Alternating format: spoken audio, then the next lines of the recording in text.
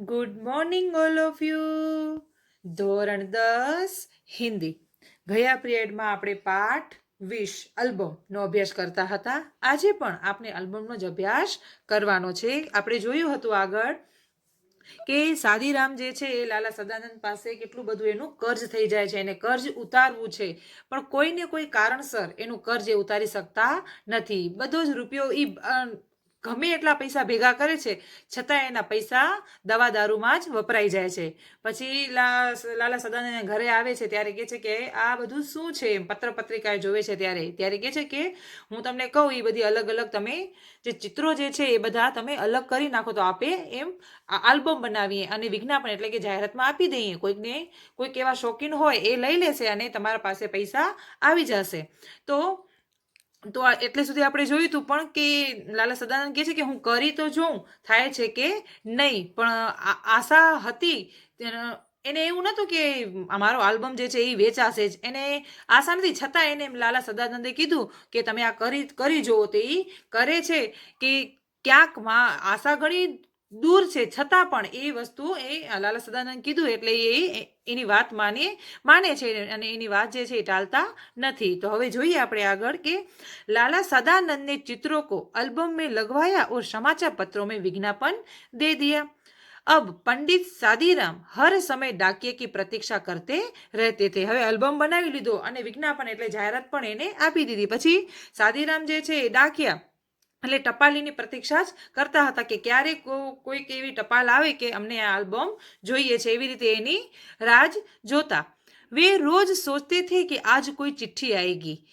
दिन बीत जाता, कोई चिट्ठी न आती थी. रात को आशा सड़क की धूल की तरह बैठ जाती थी. मगर दूसरे दिन लाला सदानंद की बातों से टूटी हुई आशा फिर जुड़ जाती थी. હવે એને એમ જ થતું કે આજનો દિવસ જે છે એ પણ પૂરો થઈ ગયો તો પણ એકે પત્ર ના આવે, કોઈ ચિઠ્ઠી ના આવી, પત્ર ના આવે તોય તેમ છતાં લાલા સદાનંદ કીધું છે કે આ તમારો આલ્બમ જે છે એ કદાચ વેચાઈ જ જશે. તેમ છતાંય આશા હતી, છતાં પણ શું થઈ જાય છે, દિવસ પૂરો થાય એટલે એ નિરાશામાં ફેરવાઈ જાય છે. आशा फिर अपना चमकता हुआ मुंह दिखाकर उन्हें दरवाजे पर ला खड़ा कर देती थी. હવે આવીને દરવાજા ઉપર દરવાજા સુધી આવે એને એમ થાય કે ના હવે કોઈ ચિઠ્ઠી તો આવી જશે. ત્યાં આવી જતા. डाक का समय होता तो वे बाजार चल पड़ते और वहां से डाक खाने पहुंच जाते. પછી એને એમ કે કદાચ ઘર કે કંઈક ભૂલું ડાક્યો એટલે ટપાલી જે છે એ કદાચ ઘર ભૂલાઈ ગયું હોય ચિઠ્ઠી દેવામાં, તેમ છતાં એ ક્યાં હાલે જતા, ડાકખાને એટલે કે પોસ્ટ ઓફિસ સુધી એ પહોંચી જતા કે પોતાને પૂછા કરવા કે આવી કોઈ ચિઠ્ઠી આવી છે. इसी तरह एक महीना बीत गया. હવે જાહેરાત આપી હતી એક મહિનો વીતી જાય છે, કોઈ પત્ર ના આવ્યા, કોઈ ચિઠ્ઠી આવી નહીં, કોઈ પત્ર ના આવ્યો. પંડિત સાદીરામ બિલકુલ નિરાશ હો ગયા. હવે એમ થઈ ગયું કે મહિનો થઈ ગયો છે, હવે કોઈ મારો આલ્બમ લેશે નહીં, એકદમ એ નિરાશ થઈ જાય છે. मगर फिर भी कभी कभी सफलता का विचार आ जाता था. जैसे अंधेरे में जुगनू चमक जाता है. जुगनू એટલે આગિયો કही ને એવી એ આગિયો.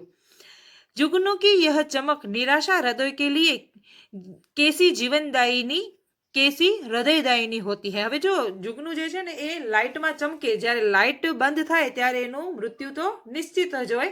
એવી રીતે આગિયો જે છે એને લાઇટમાં ચમકવું, જ્યાં સુધી લાઇટ ચાલુ હોય ને ત્યાં સુધી એનું જીવન હોય, ને પછી લાઇટ બંધ થઈ જાય એટલે ત્યાં જ એનું શું થઈ જાય છે, મૃત્યુ થઈ જાય. એટલે એની કહે છે કે આ જે છે એ લાઇટ જે છે એ એની આશા છે. એવી રીતે આલ્બમ જે છે જે એને વિજ્ઞાપન આપ્યું હતું, આલ્બમ એની આશા હતી. इसके सहारे भूले हुए मुसाफिर मंजिल पर पहुंचने का प्रयत्न करते हैं और कुछ देर के लिए अपना दुख भूल जाते हैं. इस झूठी आशा के अंदर सच्चा प्रकाश नहीं होता. यह दूर के संगीत के सामने मनोहर जरूर होती है. इस वर्षा की कमी दूर न हो तो परंतु इससे काली घटा का जादू कौन छीन सकता है. पंडित सादीराम ने आशा न छोड़ी. या यो कहिए आशा ने पंडित सादीराम को न छोड़ा. दिन गुजरते गए. પછી દિવસમાંથી દિવસ જે હતા એ એક પછી એક એમ ગુજરતા ગયા અને આશા એને છોડી નહીં. એને થયું ખરું કે હવે આલ્બમ બનાવે છે તો કાંક તો ગમે ત્યારે મૂક્યો છે, વિજ્ઞાપન જાહેરાત મૂકી છે એનો ક્યારેક તો એનો જવાબ આવશે ને. आखिर एक दिन सादीराम के भाग्य जागे. अंतમાં આખરે એક દિવસ સાદીરામનું ભાગ્ય ખુલી જાય છે. कलकत्ते ने एक मारवाड़ी सेठ ने पत्र लिखा कि एल्बम भेज दो। हवे कलकत्ताમાં એક મારવાડી શેઠ રહે છે, એને પત્ર લખ્યો કે આલ્બમ મને મુકાવી દો। અગર પસંદ આ ગયા તો ખરીદ લિયા જાયગા, અને જો અમને પસંદ આવશે તો અમે એને ખરીદી લેશું।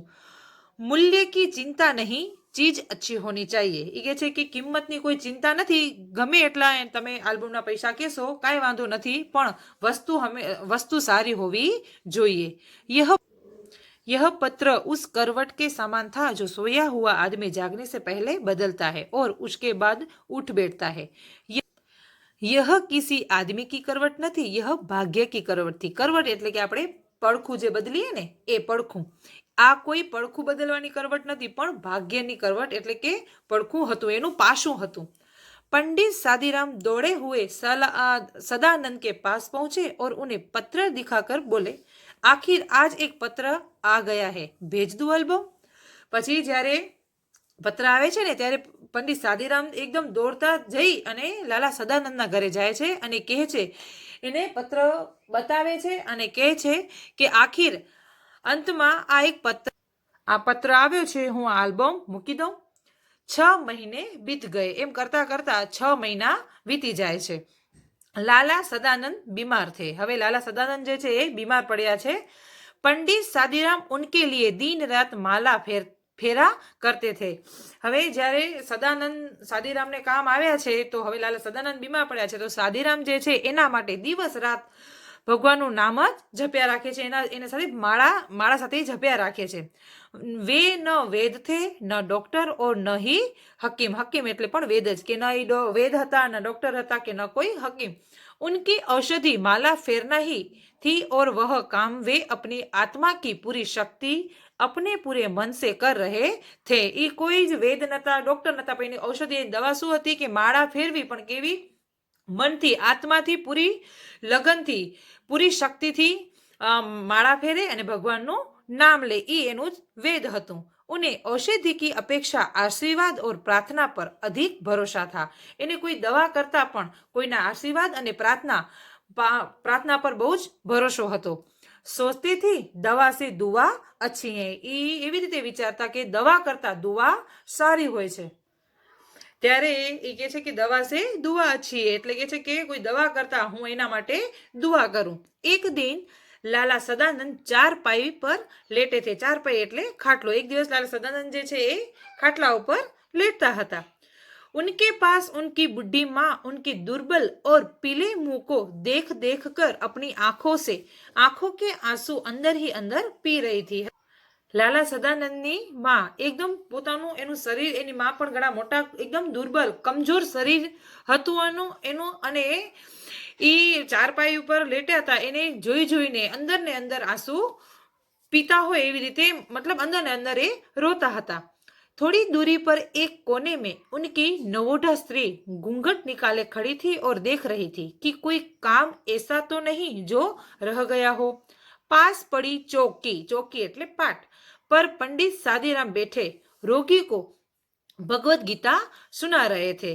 પછી ત્યાં કને નવોઢા સ્ત્રી એટલે કે નવવધુ કહીએ ને, એ ઘૂંઘટ કાઢીને ત્યાં જોતા હતા કે કોઈ કામ તો બાકી નથી રહી ગયું ને, જો રહી ગયું તો એ કરી નાખે। પછી બાજુમાં પાટ પડી હતું, એ પાટ પર સાદીરામ બેઠા અને જે રોગી એટલે કે લાલા સદાનંદને ભાગવત ગીતા સંભળાવી રહ્યા હતા। એ વાંચતા હતા ને લાલા સદાનંદ જે છે એ સાંભળતા હતા।